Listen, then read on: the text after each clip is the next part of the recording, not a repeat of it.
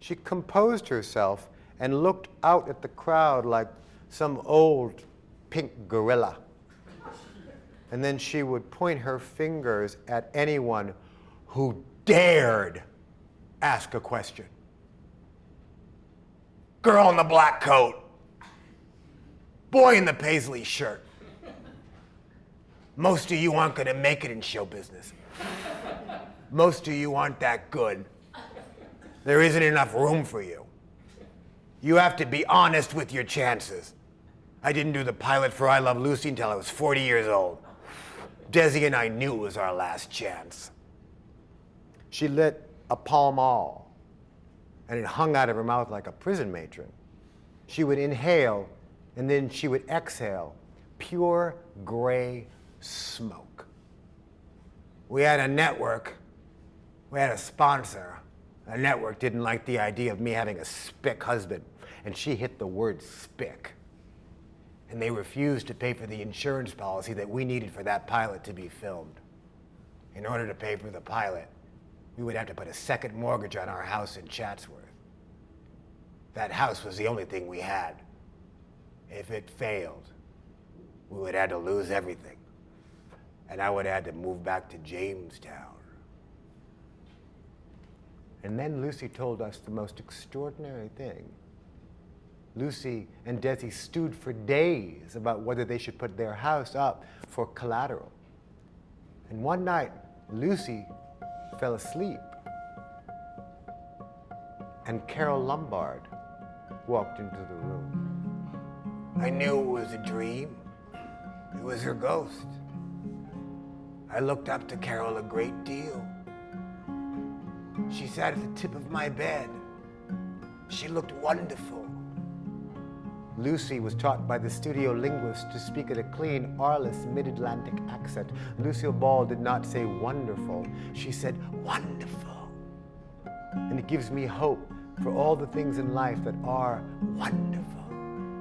And then Carol Lombard said, mortgage the house, Lucy. Sign the papers. This is what you want. You'll be free. And then Carol Lombard walked out of the room. Lucy signed the papers with Desi, and in return, CBS gave them ownership of the actual film, and they became richer than they could have ever imagined, all because of the words of a ghost. Someone asked Lucy, what was it like being the most famous woman of the 1950s? And Lucy took a long time before she answered, I didn't know until the 1960s. I was too busy driving over Laurel Canyon twice a day to notice. There is a Craftsman cottage on the corner of Lookout Mountain Road in Laurel Canyon. And whenever I am driving through that haunted place and I get the opportunity to stop at the light there, I think to myself, Lucy stopped here. Traffic lights can be the necessary punctuation, a period, a moment to stop and connect your past to your moment in the present. Lucille Ball was connecting the dots to the days, creating hilarity from darkness. Lucy Ricardo hit a note. Lucille Ball hit a chord. And that's why we like Lucy. For hers is the music of someone who's been radically humanized.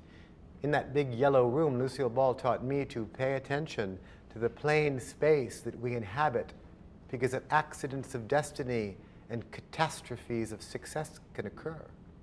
But ultimately, we're all responsible for what we become.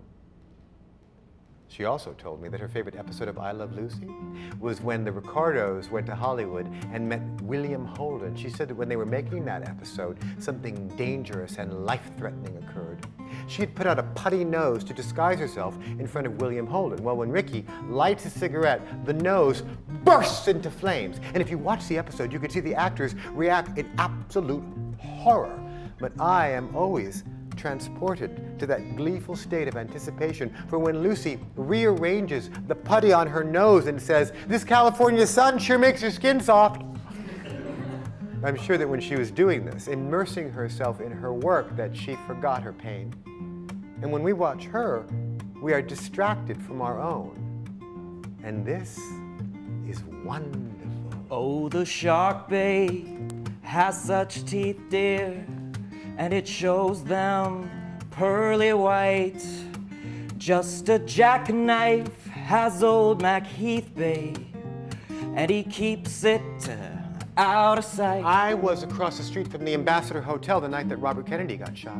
I was in front of the Dakota when John Lennon got blown away. I was making a movie in Florida once, and the space shuttle blew up over my head. Sometimes I feel like the little boy in Witness.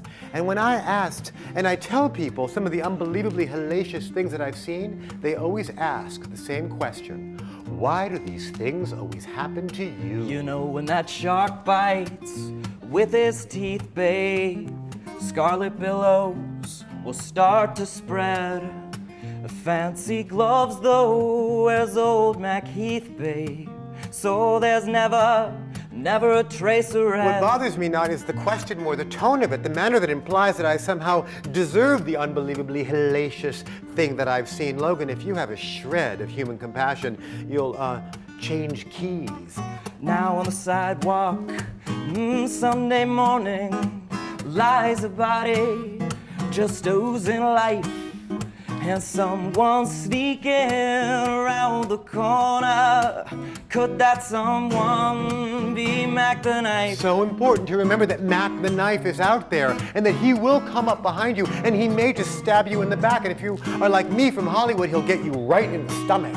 Well, there's a tugboat hit down by the river. How do you think I get here at night? Where cement bags just drooping on down. But that cement is just, it's there for weight, dear.